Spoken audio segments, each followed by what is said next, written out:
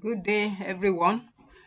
In my first video, I only presented uh, how to defend your PhD thesis convincingly for outstanding success.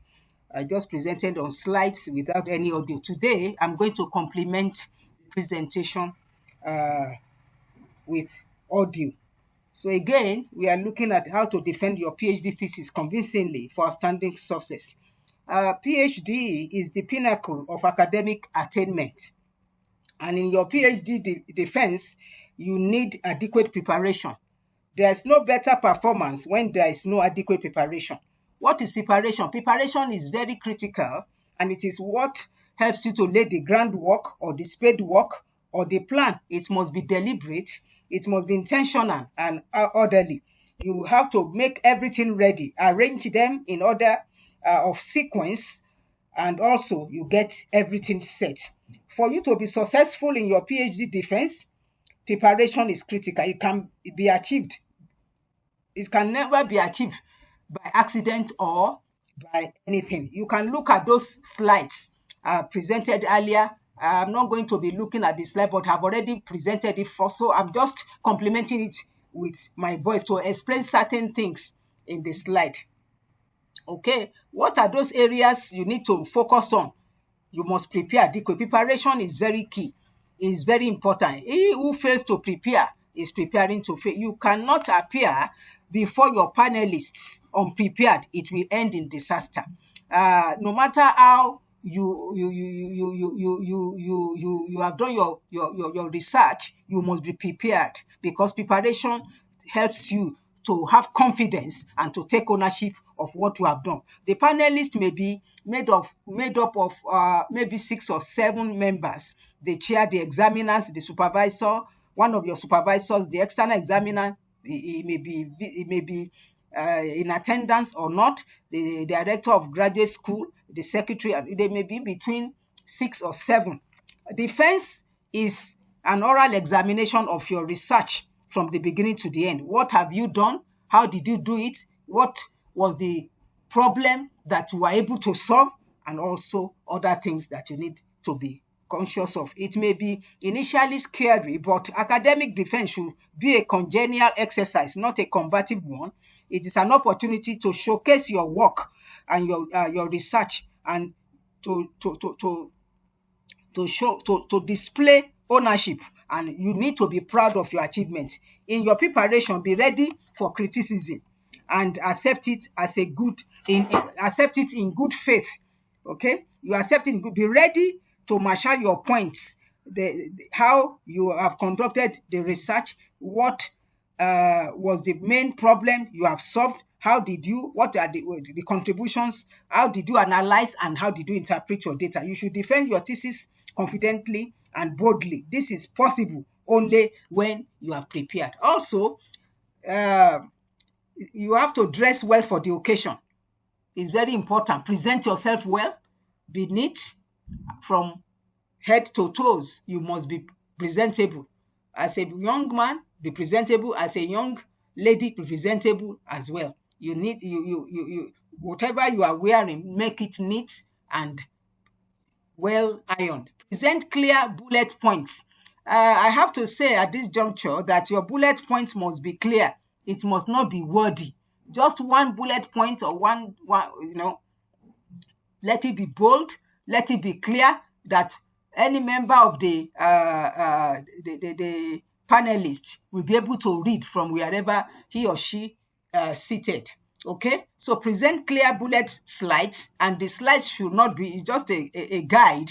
It should not be more than 25. You can have 20 to 23 because you have to present within the slotted time frame, and meeting the presentation time is one of the tests to show that you have mastered your work. Okay, ensure you own your research. Be confident through your defense. Confidence cannot be overemphasized, and confidence can only come when you have prepared from your end and be ready for questions. Okay, that is the essence of the exercise. In your presentation slides, let's look at the content that will guide you in preparation. For example, you have to have your title slide. The title should be separated with a thin line from your name, your student registration number, your degree in view, your date of presentation, and also the names of your supervisors. Yeah. After that, the second slide, you look at the background introduction. Here, you must be very brief. You don't need to be wordy. Just state the background introduction of what you have done.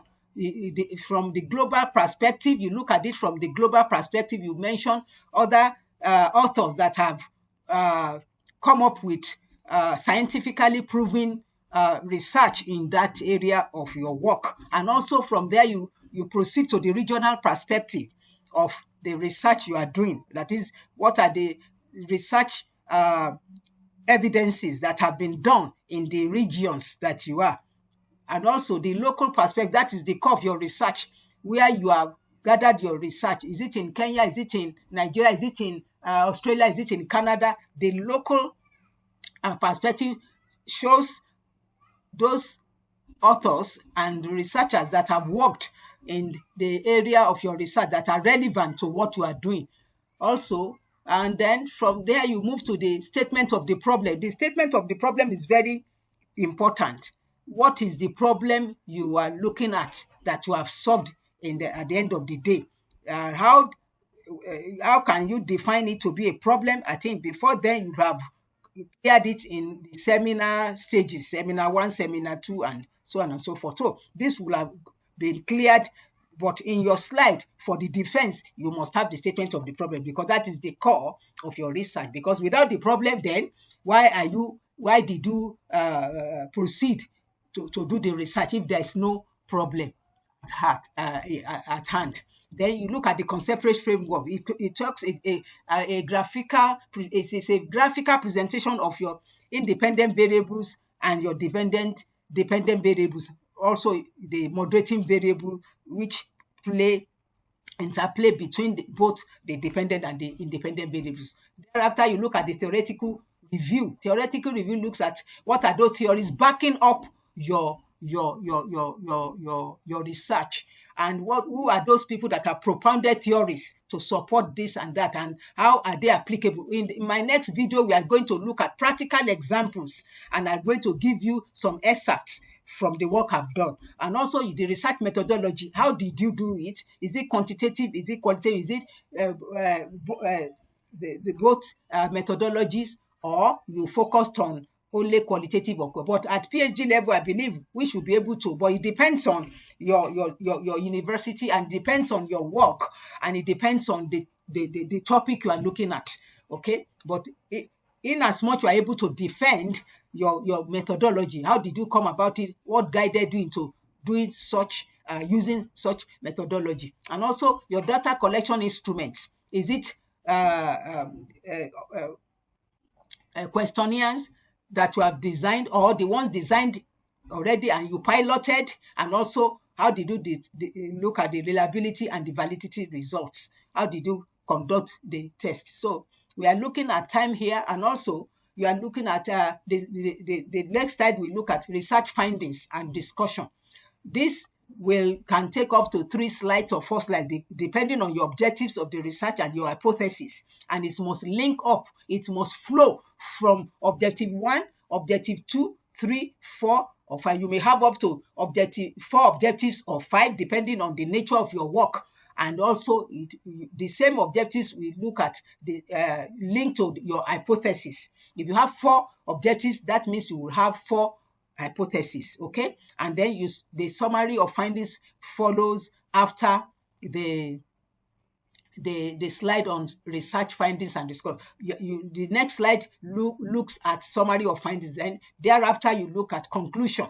You want to look the conclusions of what you have done. How did it come to an end? What are those things that you are looking at, and why have you concluded that in such the areas of those key independent variables and with their indicators? Those indicators try to help you to formulate questions that your audience, your respondents or participants were able to answer during the data collection. Then recommendations. You have to show the recommendations.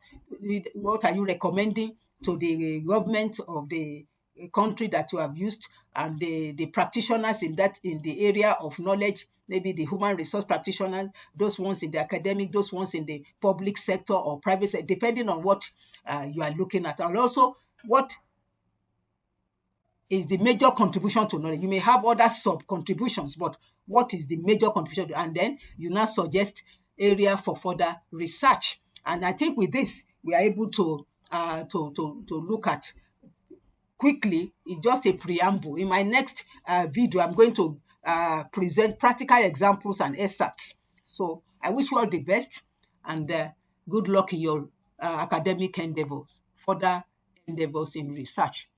Thank you.